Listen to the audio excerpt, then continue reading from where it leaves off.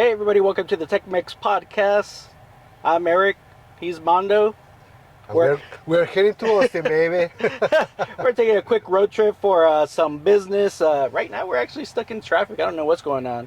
We're in a small town. Show me the Evdita.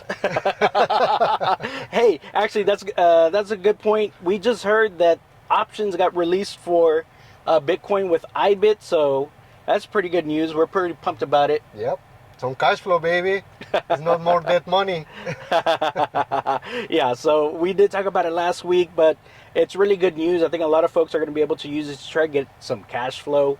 So if you haven't bought any of the Bitcoin ETFs, check out Ibit because they're the ones that are right now the ones that you can actually do options with. So right now it looks like what is a strike price that's well, depends, pretty popular right now. Right now, one of the strikes is in 60, basically in 61 or 60.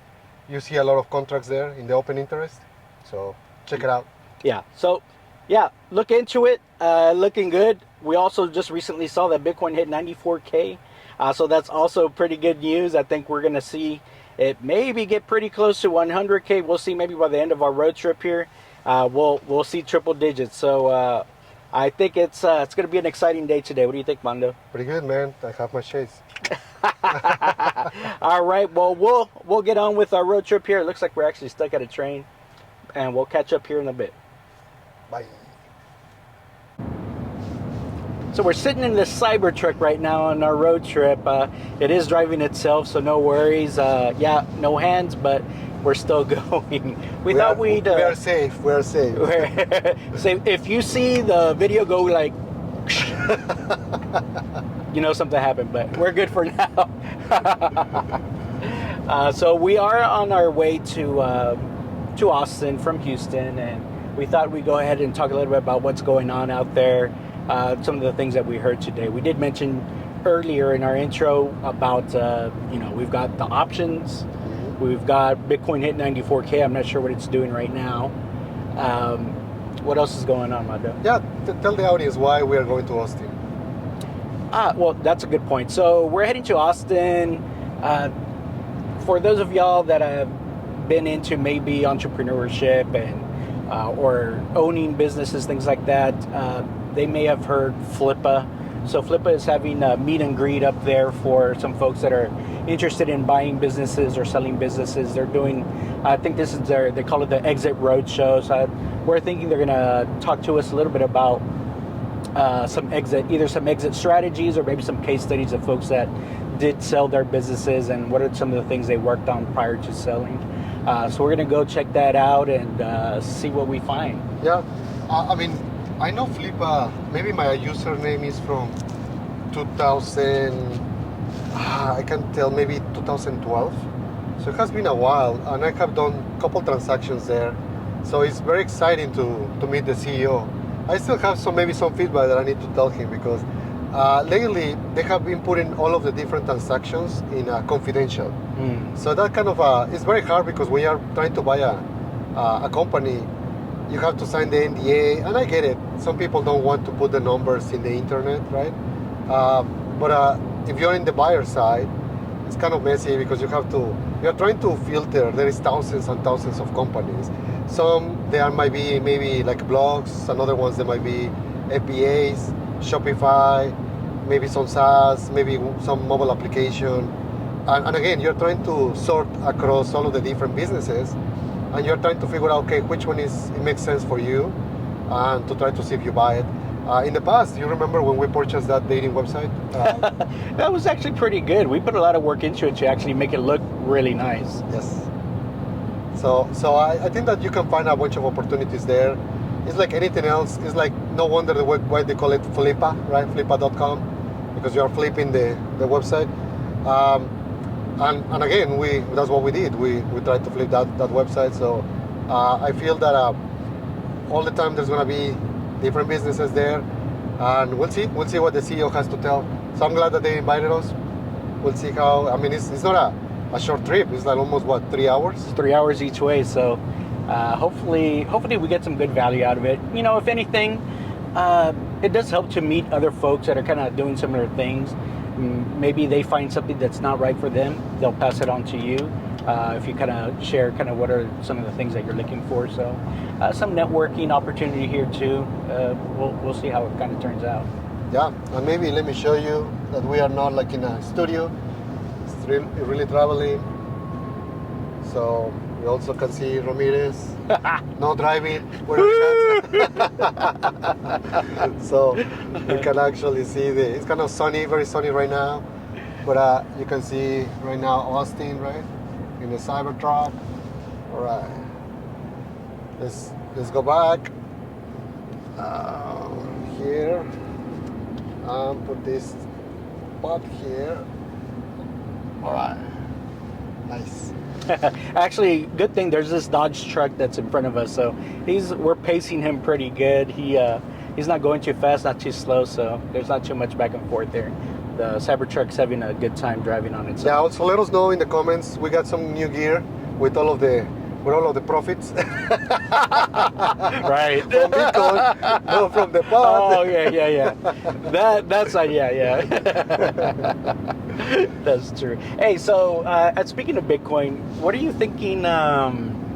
What's your outlook right now? We're heading towards the end of the year, right? We're like mid-November. We're in the 90s. I think a lot of folks think we're going to hit 100K soon. What are you thinking? It doesn't matter what I think. It's just the market is always right. It's gonna do whatever it needs to do. But we can trade, baby.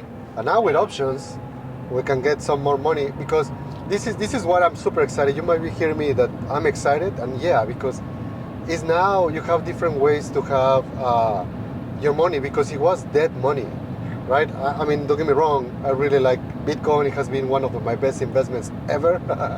But the problem is that you cannot, if you sell it, then basically you have to pay taxes. And guess what? For us, we have been there more than a decade, so it's going to be heavy, that tax, right? So the other approach was, okay, maybe there are companies that they want to lend you, which we try, like Celsius, right? We try to get Blockify, Celsius, and but guess what? These companies were not very well backed. As Ramirez, what happened to him? FTX, same thing. I mean, you try to use your Bitcoin bag, or unfortunately I didn't use Bitcoin. I used like Ethereum for that, but and they end up going under.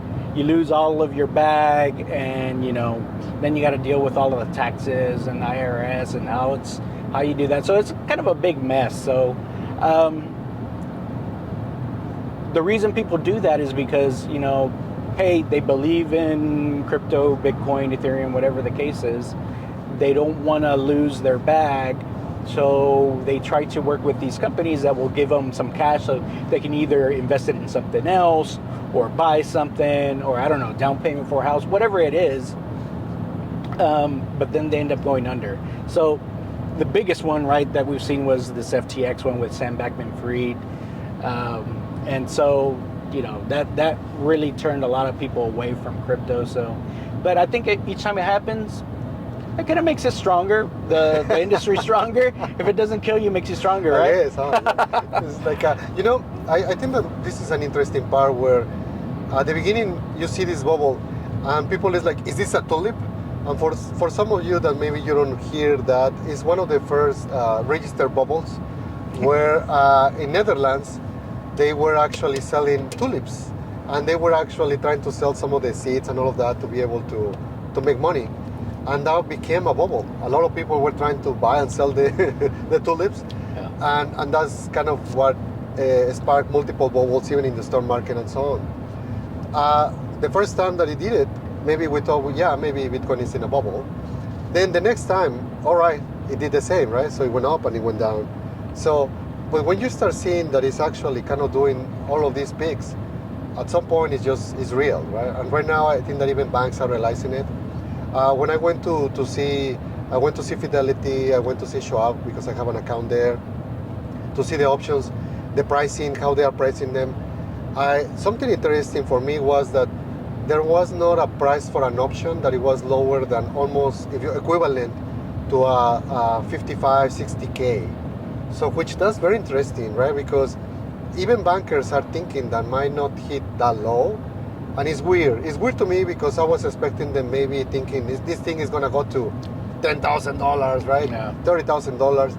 Maybe at some point they will try to put more liquidity in those contracts if there is a market for it. But the reality is right now you can go to your Schwab account or to your Fidelity account and you will not see those contracts.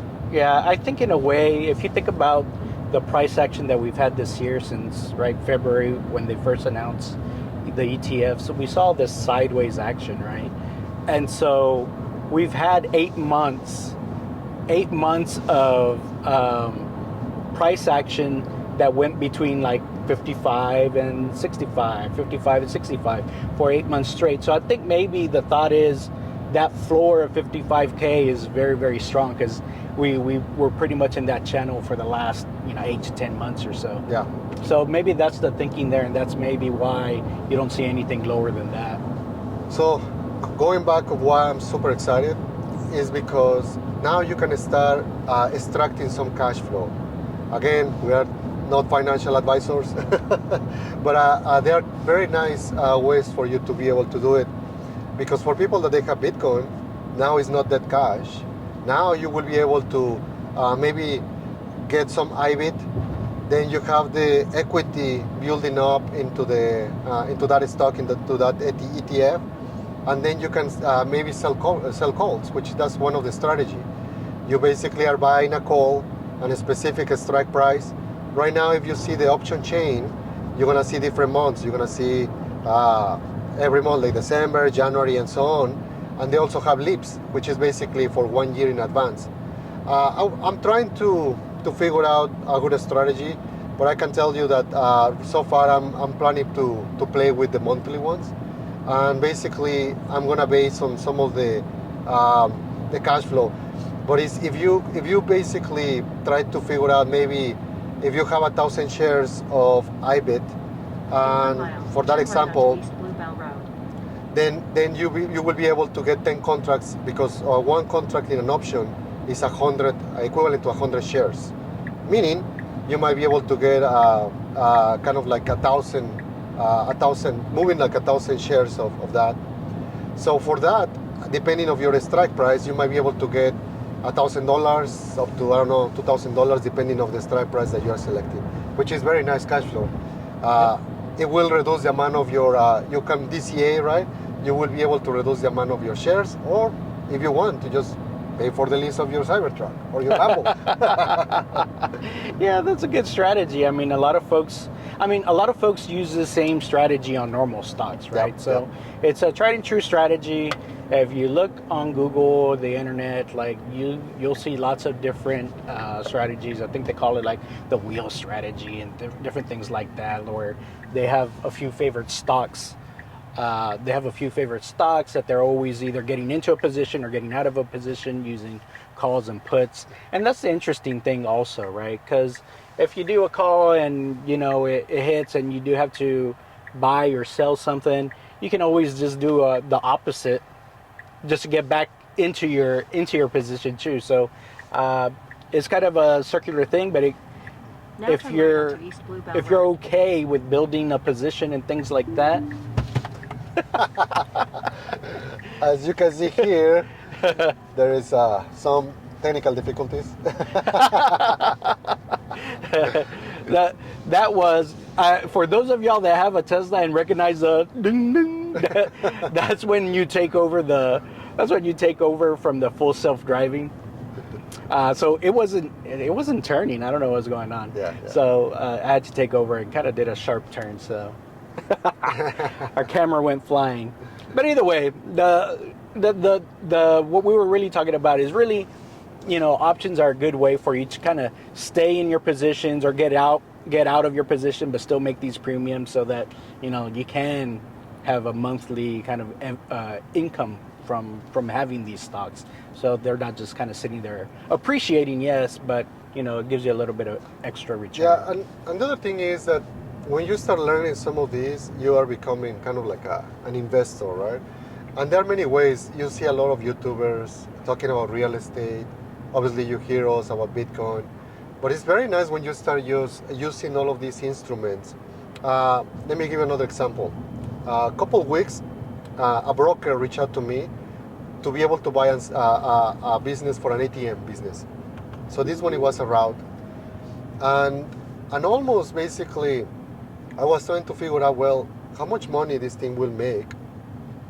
But I'm just comparing the numbers of just literally doing a cover call compared to buying a business like an ATM route, that the risk is kind of high because you have to place it, you have to hire the people, you have to basically distribute some of the cash in all of the ATMs. It's like, man, it's like compared to just pushing a couple buttons in your phone in like Bali or freaking like Hawaii. So it makes a big difference. So I do recommend people to brush out a little bit of knowledge. Let us know in the comments if you guys want to learn a little bit more about options. So maybe we can do an episode on that. But yeah, I feel that I'm super excited on options for Bitcoin. Yeah, I think it's definitely a good move for the industry. I think folks familiar with options, they've seen that you can get 20+% return, Yeah. right, on your stack that you have. So that's really a good approach, and it can go higher than that, obviously. Because if you start timing some of the things, obviously it's not perfect. But what is the worst thing, Eric, that it could happen if you're doing a cover call in your Bitcoin? You know what is the worst thing that could happen? What's that? You get more Bitcoin? No, to be honest, is that you are forced to sell your Bitcoin. But in some point, because our Bitcoins, they were like purchased like 10 years ago, boo-hoo. Let's say that you are trying to put a strike price of 120, 130, and it moves to that price. Well, guess what? You're gonna have to sell your Bitcoin at that price. Yeah. So sure, in that moment you're gonna have to pay taxes, but again, that's the price that you're paying to be able to extract some kind of cash flow. But I don't see it as a downside. It's one of the safest strategies using options to be able to get some cash flow. And again, you can do this with S&P 500, Nasdaq, or Tesla, or whatever stock you want. Yeah, very, very versatile, and it's just good news that we have that option now as a tool. One other interesting thing that happened this week, actually, I thought it was kind of weird. I wasn't sure what you think about it. Mm-hmm. Did you hear the news about Pippen? Scottie Pippen? Yes, I saw the video, you sent it to me. What happened there, man? I mean, it's like, is the guy high, Very, very weird. So there was Michael Saylor and Scottie Pippen were doing an interview with some person. I just saw the video. In 1,000 feet, turn left onto Highway 36 North. Not really sure where they were at, but anyways, the host asked Scottie Pippen, "Hey, by the way, I know you have this story where you said you met Satoshi Nakamoto," and at that point where he said that, Michael Saylor just turns. He's like, he was like in disbelief. Dude, Michael Saylor is a dude that is very stoic, right? Like the people ask him so many questions, and the guy is like a very good speaker, public speaker, right? The guy is just very highly articulated, high IQ, right? So he just gets it, and he gets all the Bitcoiners, right? The maxis.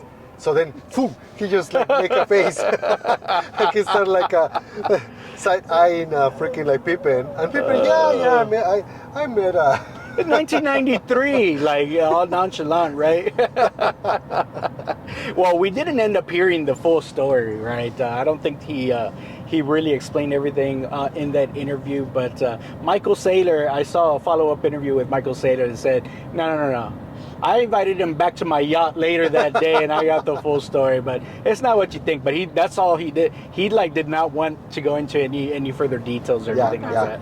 Take the US 290 ramp on the right toward Brennan. Well, the other weird thing out of that interview, Pippen said that Satoshi came to him in a dream. In a dream, and said Bitcoin's going to hit 84,000 on November 5th. And so Pippen tweeted this out, and apparently it was right. In 500 feet, turn right onto US Highway 290 I'm just going to hear the cameras, and that way there's a tip on us. Now turn right onto US Highway 290 West. Then by that point, Sailor was like a little bit of offended, and then what is his name? Patrick David, Pat David, or something like that, right? The guy that was interviewing Sailor. Oh, Sailor, yeah. PD, I think that is PBD? PBD, yeah. So, Pat B. David, whatever, what is his name? So, the guy asked him, like, it seems that you are kind of offended by this. Or like, and the guy is, well, and Sailor was trying to restrict himself to be able to to say what he wanted to say. And then he's like, okay, I'll say it. Is Satoshi for you an equivalent of a Jesus? And then Sailor is like, look, yeah, it's kind of like a spiritual. It's very spiritual. And dude, he just went into a rant. Yeah. Like, why is it spiritual and why he, like, they will not, it's like almost like blasphemy. Yeah. Calling freaking Satoshi, right? He's like, you don't say Satoshi's name in vain. Like, all right, Mike, all right. Like, come on, let's not get too far here. So, but independently, whether, at least it felt a little bit cultish in my opinion. So, you know, but I guess Sailor has been doing a lot of things that we can give him that, you know. Yeah, he's been a good steward. So, but there were a couple things that he was trying to defend on why maybe Satoshi needs to be defended, and he used a word. He just said reverence. Mm-hmm. You have to have reverence for Satoshi, which is the guy, whoever is the guy or a group, just help humanity to be able to call it like clean money, and then he just went into he's very quick on the spot because he just grabbed the water. And it's like imagine like this water. It took like 100 years for you to be able to have clean water, compared to all of the mud water or sewage water or whatever water that you had before, like 200 years ago. And then he just went into a rant to be able to explain how having good and clean water is good for humanity, which in this case, clean money, Bitcoin, aka Bitcoin, it allows us to get a better way to exchange. So very interesting how Sailor was trying to frame with PBD. Yeah, so it's pretty interesting, but it was funny.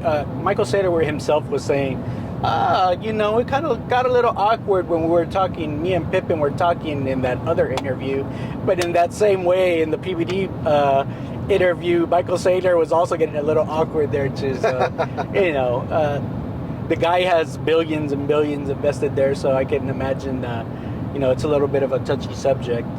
He says what did he say? He's like, it's not, you shouldn't be bringing up Satoshi like that in conversation. Only after, you know, Halloween of 2008 or whatever, when they released the white paper. Because the white paper was released in October 31st, which is Halloween. So, but yeah, that happened also this week, which was weird. Yeah. So pretty good stuff there. I mean, we'll bring y'all some more stories here in our normal time. We just thought since we had a little bit of time here as we're heading into Austin, we'd share kind of some of the latest that we heard today. But we'll bring y'all some more here in a little bit later. Maybe once we get to this actual meeting, we'll set up some time there to talk a little bit maybe about what we heard there too. So yeah. We'll see you in a bit. Dale. Peace.